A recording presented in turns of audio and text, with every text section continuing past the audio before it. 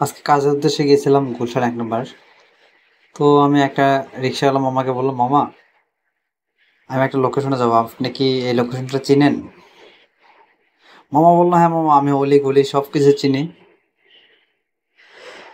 মামা বললেন, "কোথায় যাবেন?" আমি বললাম, "মামা, আমি কাজে এসেছি কিন্তু এর আগে আসি নাই।" আমি বললাম, "মামা, ভাড়া কত?" রিক্শাওয়ালা মামা বললেন, "মামা উঠেন তো, কত দিবেন?"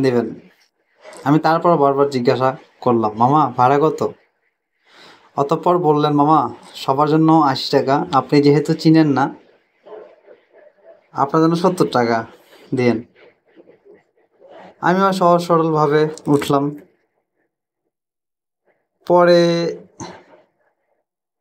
প্রায় ৩০ মিনিট রিক্সা চালালাম আমায়।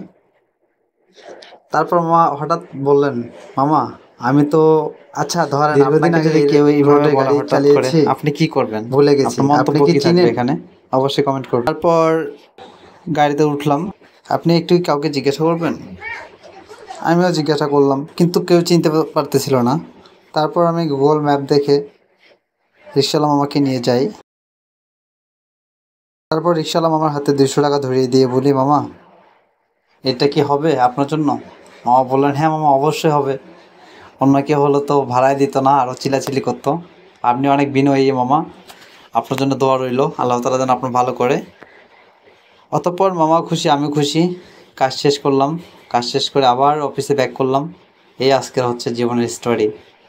আমার স্টোরিটা আপনাদের কেমন লাগলো অবশ্যই লাইক কমেন্ট করবেন এবং ভালো লাগলে অবশ্যই শেয়ার করবেন।